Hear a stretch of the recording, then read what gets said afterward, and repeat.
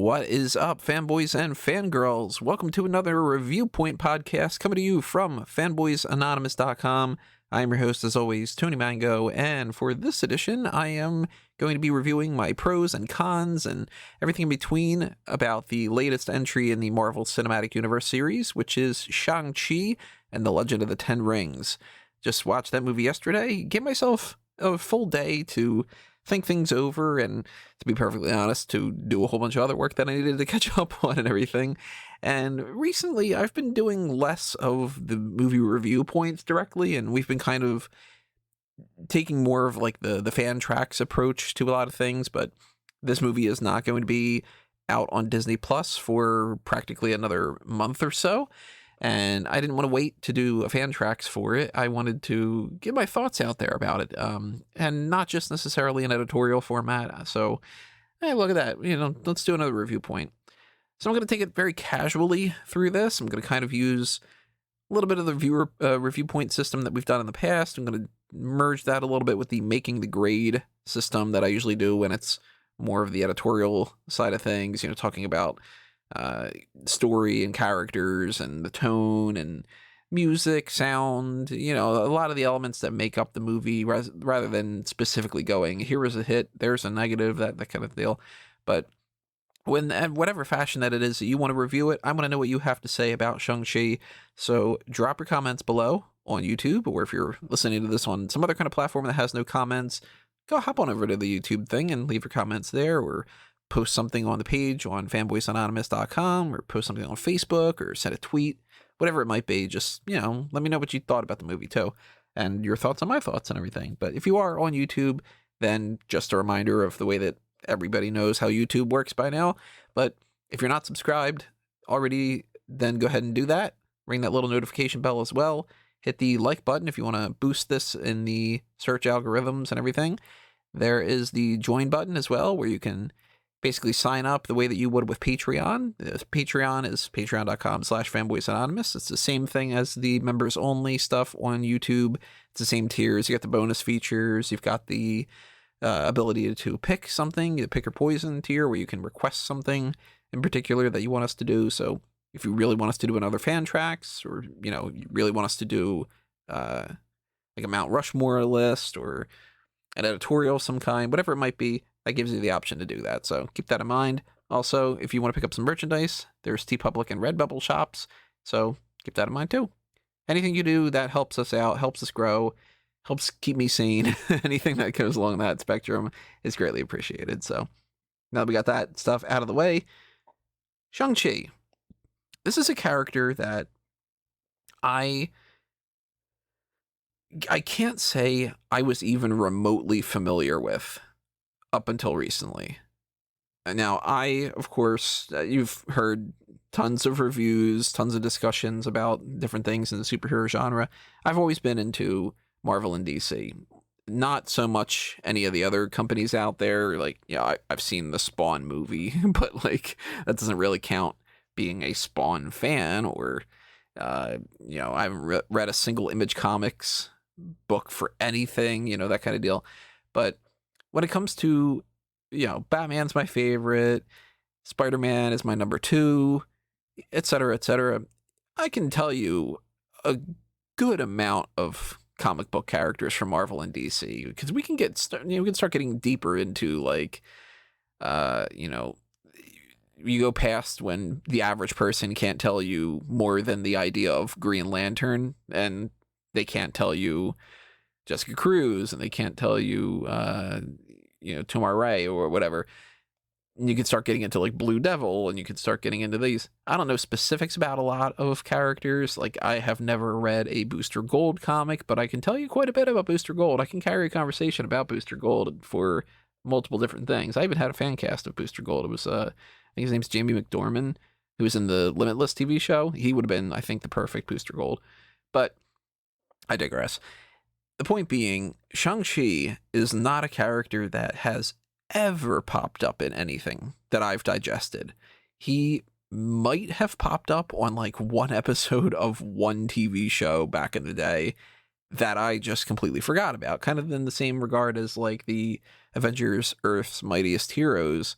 had the Guardians of the Galaxy, and that was my introduction really to the Guardians of the Galaxy, and I thought that they were pretty stupid. So when the movie came around, I'm like, oh my God, they're making a movie out of these characters, these stupid characters. Why would they ever make this thing? And then it ends up being great, of course.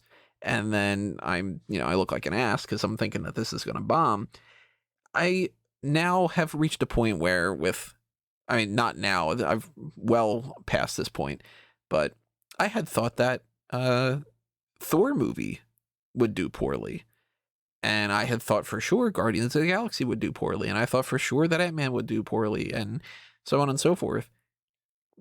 Well, the MCU continues to basically prove me wrong whenever I think that. So I've stopped thinking that quite a while ago. It's actually in some ways kind of gone the opposite for me, because now I'm like, oh, well, of course they're going to knock WandaVision out of the park. And then the show airs and I'm like, I'm not really digging it as much. I haven't been really into anything that the Marvel Cinematic Universe has put out recently after Spider-Man Far From Home, which has elements that are problematic for it. Both Spider-Man movies have some things that really bug me about them. They're great movies, but they have some things that really bug me about them. But I'll be perfectly honest, WandaVision, Falcon and the Winter Soldier, Loki to a lesser extent, I like that better, but Loki 2 to a certain extent, Black Widow movie, and What If, I'm not loving. So I was thinking, you know what? I think that we're in a slump here. I think that they planned out pretty much everything up until, not every little detail, but they pretty much planned out what they were going to be doing up until Endgame, and then they're coasting. So I was hoping that Shang-Chi would not only prove that wrong, and that it would end up being a much better movie than what Black Widow ended up being. And again, Black Widow is not a bad movie. It's just they have infinitely better movies in this series. And when you do something like a Captain Marvel, which I think is one of the worst ones, and you've got something like Civil War, which is one of the best ones, I think, or Captain America and the Winter Soldier, which is arguably, I think, the best film. If it's not the best, it's one of the top 3 for sure. It's a little bit of variety of quality. And Shang-Chi is not a character that I would have anticipated would have lent itself to making one of the better movies. I thought, all right, well, it's going to be kind of like a martial arts film. It's going to have similar beats to everything that we've seen before, so it's going to feel a little samey. Or it's going to feel like it's such a radical departure because they don't want it to be samey that it just doesn't feel like it fits. And I don't care about any of the characters because I don't know any of them. And it's pretty stupid that there's Razor Fist and all these kind of things. I'll admit it. This movie was way better than I anticipated. And I felt so much better leaving the movie theater than I did. Well, to be perfectly honest, than I did beforehand, just because things have been super stressful. But this was a very welcome 2+ hours worth of just getting out of my brain and just enjoying something for the sake of enjoying it. And it wasn't just because of that I liked it. I legitimately think that this is a good movie. There's some nuance to it that I didn't expect. Yeah, some of the characters are a little bit thin, and some of them are not my favorites, and you're not going to have on a list of my favorite allies. Katy's not going to be in there on the top 10 or anything. And we'll break this all down in due time, but right now we're in the non-spoiler section of this. So again, don't worry about me spoiling absolutely everything with this non-spoiler section. We will eventually get to some of the more specifics, but I'm leaving it very general right now. And then I'll warn everybody when I can say the other part. But the non-spoiler review, in short, is I liked this a lot more than I thought that I would.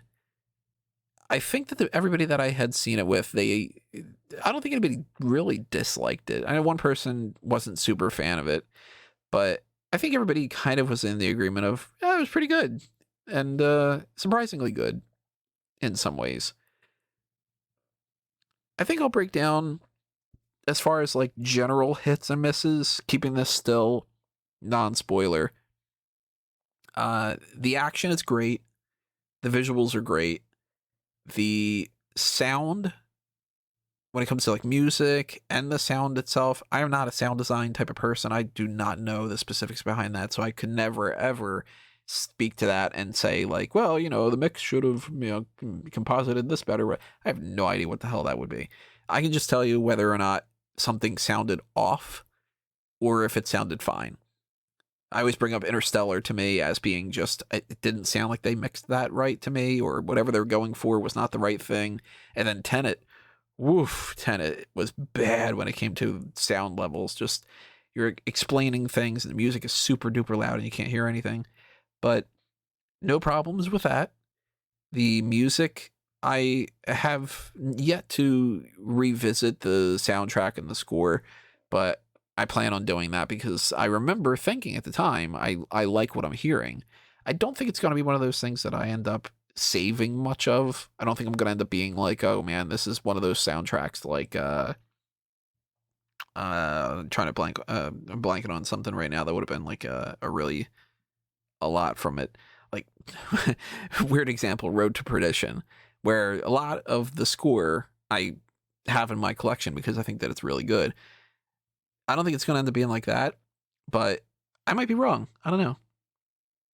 So, thumbs up when it comes to that. On the tone itself, I think that they pretty much nailed everything that I was hoping that they would. Again, the action parts, they kick ass. The drama, it's not the most dramatic of the series, but it has the right level of drama, I think. The comedy's funny. Pretty much all the jokes land, I think. And there isn't really romance so much. So I would ding it for the romance if I thought that it needed it. But I don't think that it needs it. So I guess generally speaking, that is is it a hit or a miss? It's a hit kind of thing. But let's get into the spoilers. So, and break down more specific characters and kind of dive deeper into this. So if you are not at all interested in the spoiler section, if you've not seen this movie yet, you don't want to know what's going on with the movie, then by all means pause this, come back to it a little bit later on or whatever. But let's talk about it. Spoilers from this point on. Again, just one more warning. So our lead is Shang-Chi, or Shaun, in parts of the movie, which I thought was funny that they did that. I have not seen him in anything else. The actor, Simu Liu, is that how you pronounce it? I'm probably going to butcher some of these names, and I apologize for that. But I've not seen him in anything else, so I can't judge his acting based off of anything else. But I thought that he was perfectly fine for this part. I thought that he had the right type of warmth to him without seeming like a pushover. That when they start getting into the elements of the movie where he's got to balance out his mother and his father, it made sense, So I think that after they would have gone through what the process was for the casting, I think they picked the right guy for it, especially because he really nails the action. And the action is one of the biggest parts of this film. So if he wouldn't have been able to pull that off, then it would have seemed rather awkward, wouldn't it? But he kills it with that. He's so good. He's got great chemistry with Awkwafina too, who is his girl Friday, his right hand woman, as some people would say. I'll admit, she was a character that at first I wasn't liking. She felt a little too much like she's trying to chew the scenery. She's stealing the show in the wrong way. And her character is obnoxious. Like, you're supposed to find her fun, but I'm annoyed at her. But I eventually warmed up to her more. And I think the difference here is there are certain characters in the MCU and, in any movies in general where quirkiness is confused with genuine fun. And when characters tend to be a little bit more on the aren't I so different and aren't I so weird, and don't you find that endearing? Those characters I tend to think are annoying as hell. So Darcy, for instance, in Thor is not a character that I like. She's been in 2 movies and a TV show, and I was happy she was not in Ragnarok. Now, I was glad that she was back in WandaVision in the sense that they were continuing on this story of like, yeah, she works for S.H.I.E.L.D. now and that kind of deal. I was like, oh, that makes sense. But pretty much all of her parts in WandaVision, I wasn't really liking because she was Darcy. Wasn't a fan of that character. So at first, Katy, Awkwafina's character, she felt like another Darcy. And I was thinking to myself, when we're a little bit into the bus sequence, I'm thinking, oh man, this character's not going to go away. And I'm going to end up hating her guts throughout this whole movie. She got better. So she's not an A+ as far as grading is concerned, but she became a hit as far as hit or miss. Obviously, Shang-Chi, he's a hit for sure. Some other characters are weaker hits. Some other characters are stronger hits. Like, I really liked Tony Leung's Mandarin. His villain is one of... I wouldn't say he's one of my favorites. Let's backtrack on that a little bit. He is 100% a hit. He is definitely a great villain in a lot of ways that some of the other ones aren't, because he's got the ability to make you believe why he's doing what he's doing. He's not just, I'm going to burn the world down, and I'm just bad guy. Malekith, for some example, is just bland and boring, and I can't imagine that anybody walks out of the movie that isn't like a comic book fan and doesn't remember Malekith's name. Because I knew Malekith ahead of time a little bit, not much. I mean, when it comes to Thor, my breakdown prior to the movies was pretty much I knew Thor, Loki, Odin, a little bit of the Warriors 3 and Lady Sif, Enchantress.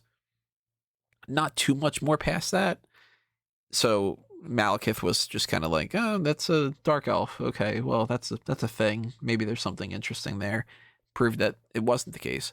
Mandarin, I've known a little bit from watching like the Iron Man cartoon, and just generally speaking, the Mandarins popped up in a little bit more things.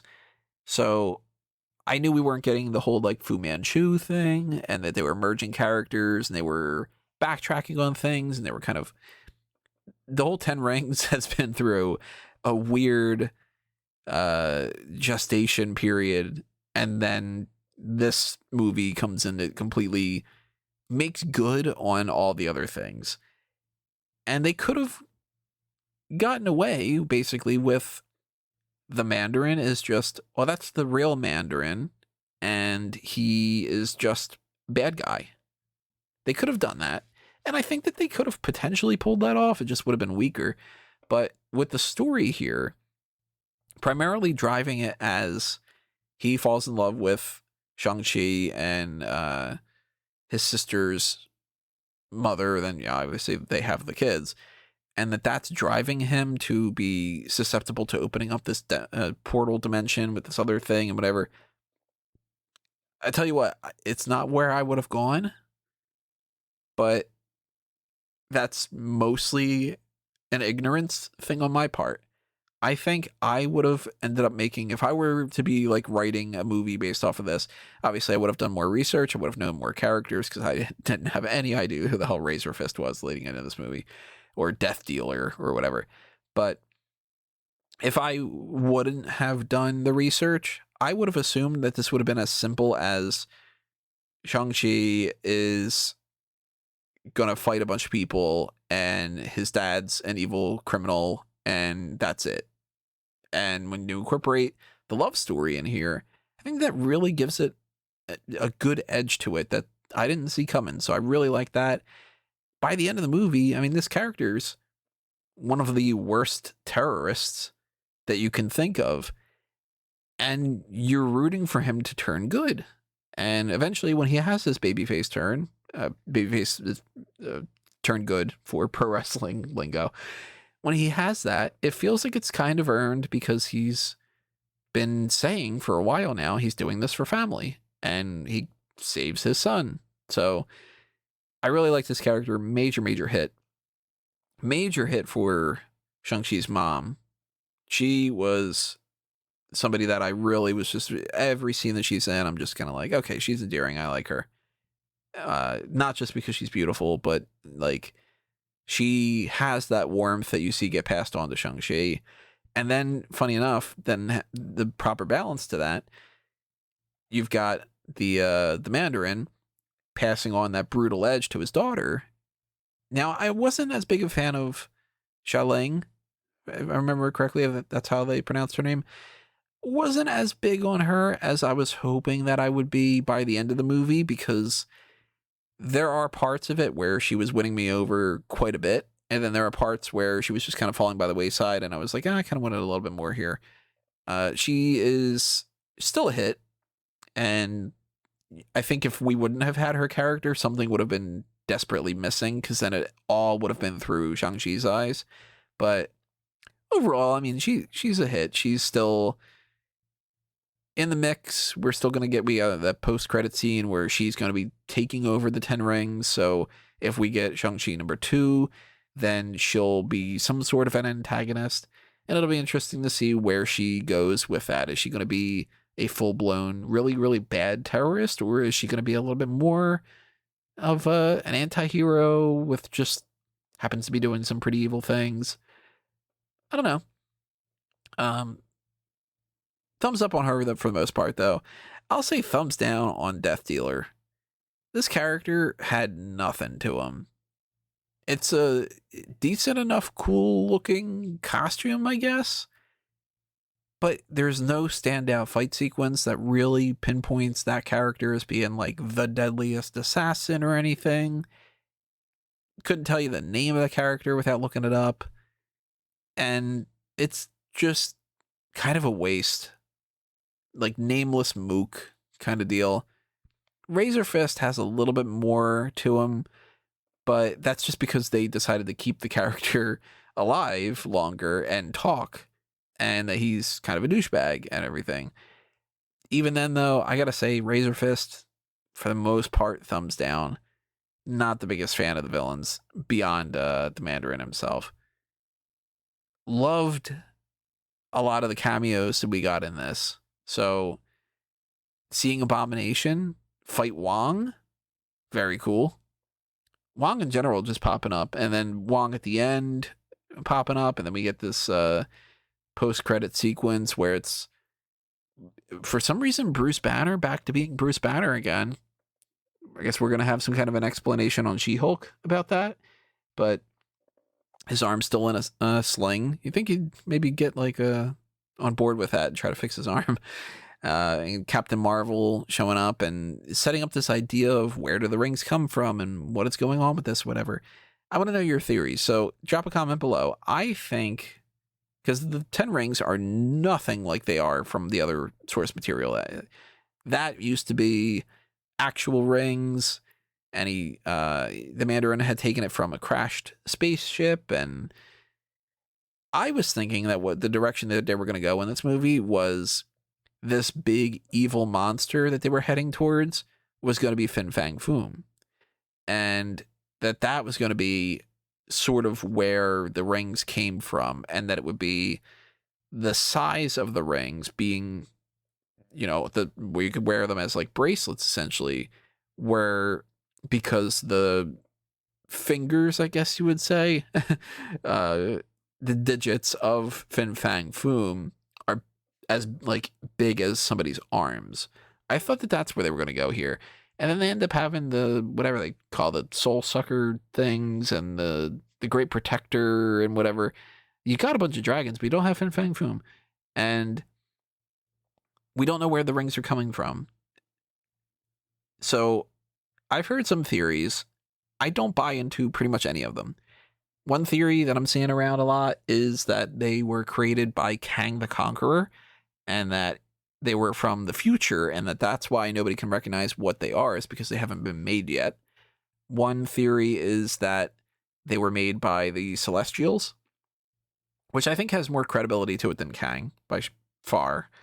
One is that it has something to do with Galactus, which Galactus and the Celestials are tied in some ways, so maybe. I do think that the Eternals make sense as something that they can factor into, because that's going to be a thing for sure. So if it is the Eternals and it is the Celestials, that makes sense. In any fashion, the fact that it's just, the Avengers are just sort of still recruiting and everything. I want to know who's heading up the Avengers. Like, what's happening now since then, like, what's up with Cap? I still want Cap to just be there. Just guilty pleasure. I wish that Iron Man could come back. I wish that Ares characters could just kind of come back and whatever. But huge fan of a lot of those kind of parts of this movie. I hated Trevor Slattery in Iron Man 3. That whole twist I thought was terrible.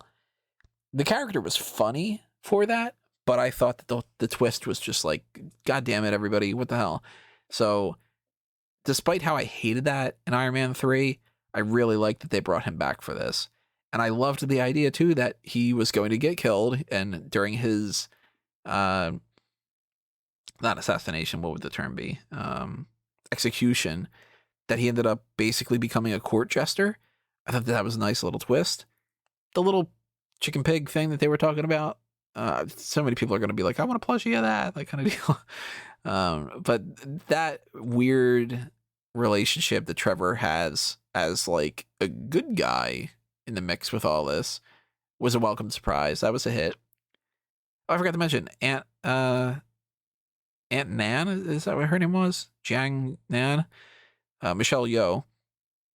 Big fan of her character. Thought that was great. She's,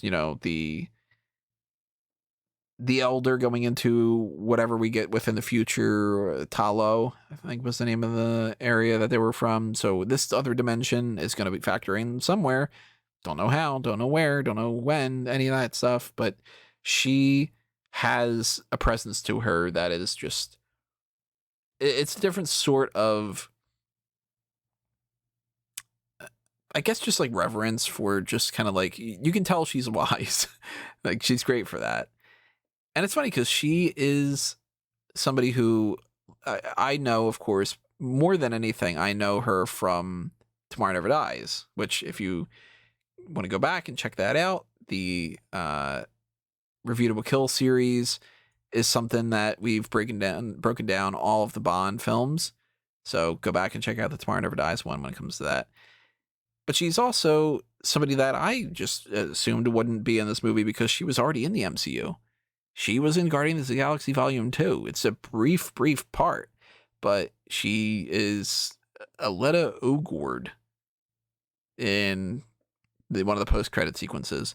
So she is one of at least two, but possibly more than two. I'm only thinking of one other person, and that's going to be somebody in the Eternals that was in Captain Marvel.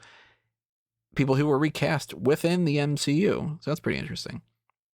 But she served her part very, very well. She, I would assume, would be coming back for a sequel or some other kind of part somewhere in the mix there.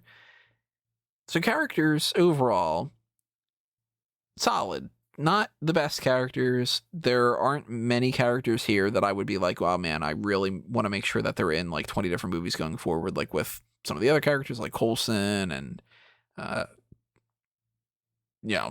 Cap and Thor and whatnot, and Tony. But I think that that's a major selling point for the movie was, even though you don't know these characters, they still worked. Story, it goes in a different direction than I would have anticipated. I think it works very well. I am very curious to see what happens with Shang-Chi having access to the rings and this beacon thing going forward. The romance angle, like I mentioned before, there isn't really a romance. There is kind of there's a little bit of a hint towards the end there. Not a little bit. I mean, they don't hit you over the head with it at the very least, but it seems like Katy and Shaun are going to be an item.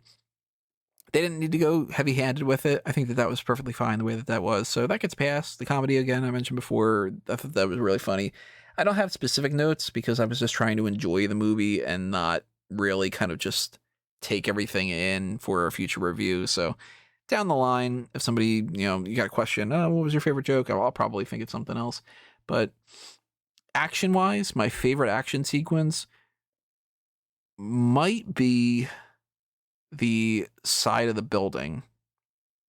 I think that one might be my favorite. It's either that or the train, or the bus, not the train. Those were two of the best ones. And yeah, I guess my overall takeaway for this, I put this up on my ranking for the MCU. Right now, it's in the C tier, but don't make that seem like that's really bad. I mean, of course, there's S tier, A tier, B tier, and then we get to C tier. But it's the top of the C tier right now. I put it above Ant-Man and the Wasp because I think it's a more well-rounded story itself. I put it above The Incredible Hulk, which I think is honestly a little bit underrated. And I put it above Iron Man 2, which is another movie that it's got flaws, it's got problems to it, but I think it's necessary glue for the MCU, and it's an easier watch than some of the other ones. So I rank it higher than Iron Man 3. I rank it higher than Black Widow, Guardians of the Galaxy Volume 2. The first Doctor Strange, I rank it higher than. All the TV shows, Captain Marvel, WandaVision, Thor the Dark World. It's something that I can't rank it in the top range like Guardians 1 or Endgame or Iron Man or the A tier type stuff like Black Panther, which is just, narrowly not in the S tier because Black Panther is really good. But I think that this works far better than I anticipated that it would. And I walked out of this very happy. So credit to all those in charge that were taking this on and taking a character that was very obscure and making it something that people are going to start knowing who Shang-Chi is. That's kind of crazy. I'm still like in awe that we got half of this kind of stuff. Like when the X-Men movie was coming out, I was just like, my God, we're getting an X-Men movie with like real people. This is crazy. We're getting a Spider-Man movie. This is nuts. And then you start getting into the whole, like, if I could tell my 10-year-old self and be like, this is what happens in Endgame, it would be like, this is insane. And to think, a couple years past that mark from Iron Man, you get a movie like a Shang-Chi, and it feels like it's a legitimate blockbuster. Very cool. I'm not a fan of movies like, I haven't seen Crouching Tiger, Hidden Dragon, so I didn't come to this with that expectation of, I want to see that style of filmmaking, but I liked this a whole lot for that. I did not come into this as a big Shang-Chi fan, but I ended up walking out more of a fan of the character than I thought that I ever would be, and I would totally be down for Shang-Chi too. I think he might work better without having his own solo film. I think he's probably one of the ancillary characters going forward, but hey, if they want to do it, I'll watch it. So the movie's definitely a hit as far as the review point is concerned, at least from my point of view. Tell me know what you think in the comments below, and what you want to hear me review next, and anything else you want to talk about. I don't know. Let me know.